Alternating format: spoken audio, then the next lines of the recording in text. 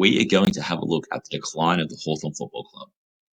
We're going to look at how Hawthorn went from being arguably the greatest side in the history of the AFL to a team that today sits 15th on the AFL ladder, have not won a final in 5 seasons, and have only made the 8th one time in the last 4 seasons. So we'll begin the story at the end of 2015. Hawthorn has just won their 3rd premiership in a row. They have made 4 grand finals in a row. Their VFL side has also been dominant, winning the 2013 premiership, and they were runners-up in the 2014 and the 2015 VFL season. So they go into the 2016 AFL season as raging favourites. Most people think that this is a side that has got years more dominance to come. What's to come is extremely unexpected. Now, Hawthorn have a good season. They make the finals, but they lose the first two finals. Now, this is where it all goes wrong. Sam Mitchell wins the Hawthorn's best and fairest. Jordan Lewis finishes second in the Hawthorn best and fairest. Hawthorn, bizarrely, sacks both of these players. Sam Mitchell goes to West Coast, where he plays 22 matches and 2 finals, while Jordan Lewis goes to Melbourne, where he plays 19 matches in his first season and 24 matches in his second season. Neither of these players were injury-prone. Neither of these players were out of form. The third absolutely bizarre thing that the Hawthorn Football Club did at the end of the 2016 season was they traded Bradley Hill. Now, Bradley Hill had instant success for Fremantle. He goes on to win their best and fairest, beating out Nathan Fyfe, who is a 2-time Brownlow Medal winner, and Lachie Neale, who is today's Brownlow Medal favourite.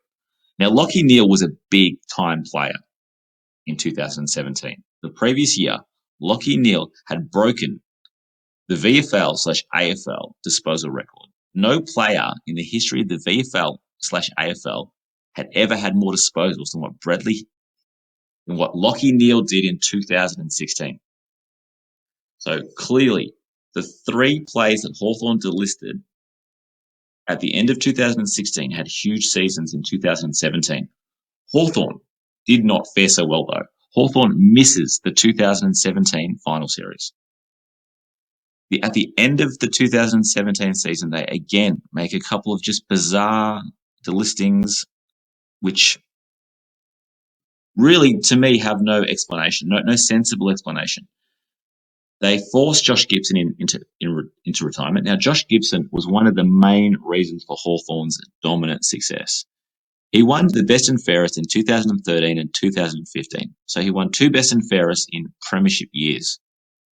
Luke Hodge is forced into retirement. Now, if you watch Luke Hodge's press conference when he retires, it is very obvious that Luke Hodge did not retire. He was pushed.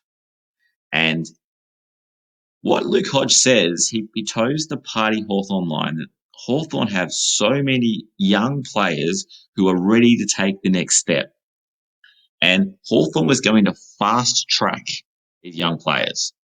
And this may not pay off straight away, but in 2 to 3 years' time, which is now, Hawthorn would see a benefit for fast tracking these young players. So they're going to move Josh Gibson out, move Luke Hodge out, and fast track the kids.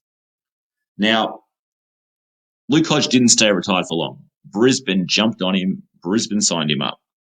Luke Hodge then went on to play 2 extremely good seasons for the Brisbane Lions. The second season that Luke Hodge played, Brisbane finished second.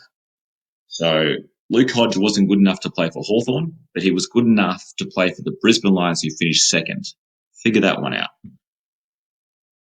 Then comes 2018, and Hawthorn have a really good season. Now, they finished 4th.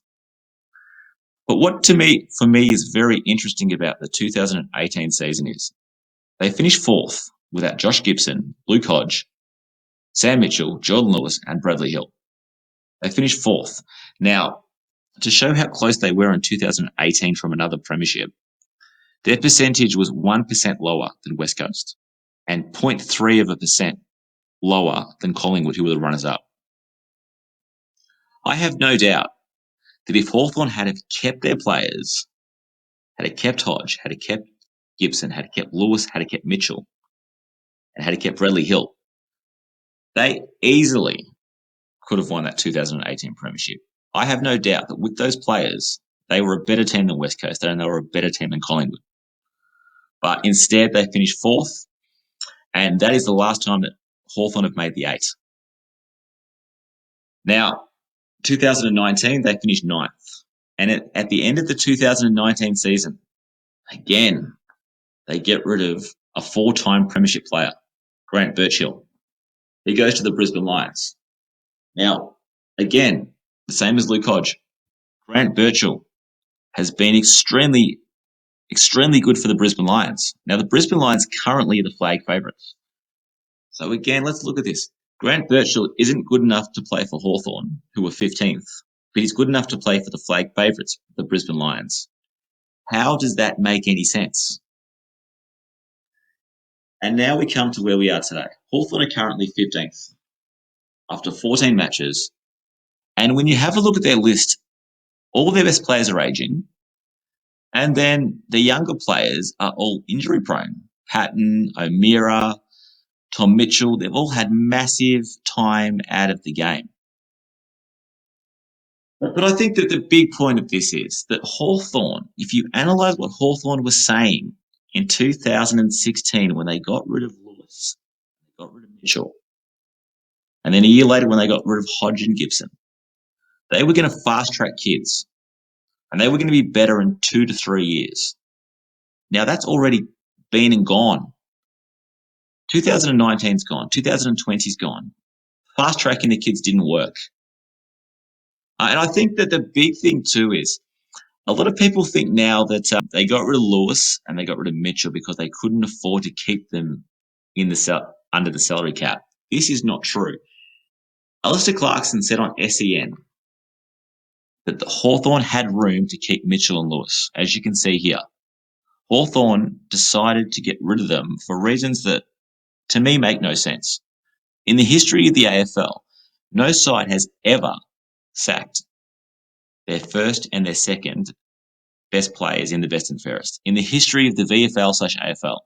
If I'm wrong, someone please correct me. But as far as I know, no team has ever sacked first and second in the best and fairest. And Hawthorn did this for no reason. Neither player had any injury issues, and neither player was even close to being out of form. So I'd love to hear the comments on what people think of my take on the decline of the Hawthorn Football Club. I cannot see Hawthorn returning to the finals for at least 3 to 5 years. When you look at their list, they are aging. They've got injury-prone players. And to me, the fast-tracking of the kids didn't work. The same as it didn't work with Melbourne, and it hasn't worked with St Kilda and a heap of other teams. So leave me your comments, and hopefully I'm wrong, but I think Hawthorn are going to be down for a long time.